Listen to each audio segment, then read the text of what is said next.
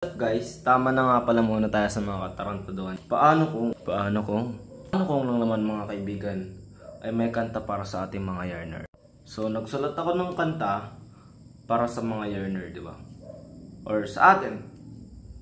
Tapos ikaw na umaasa na mapasaya siya kahit meron naman siyang iba, di ba? Tagal ko nang naisulat tong kanta na to.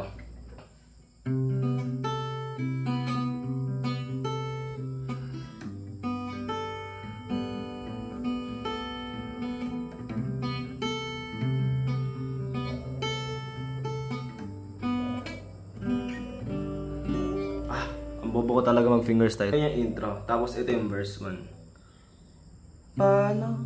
Puta, mali. Paano pa amin sa'yo?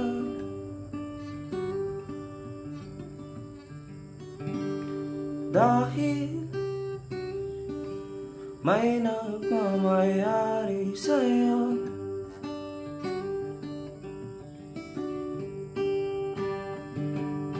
Pero gusto kong malaman mo, gusto kita. So, ito yung chorus niya pala, guys.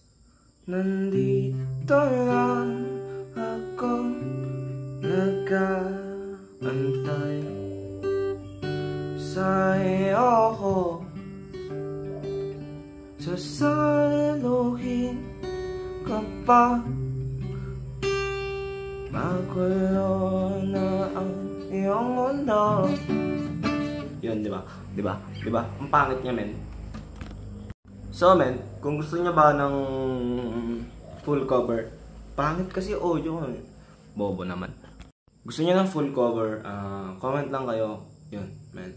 Lalabas natin. Kahit pangit yung audio ko, kahit di ako magaling kumanta, mag-gitara, men. Tama na yun, marunong lang.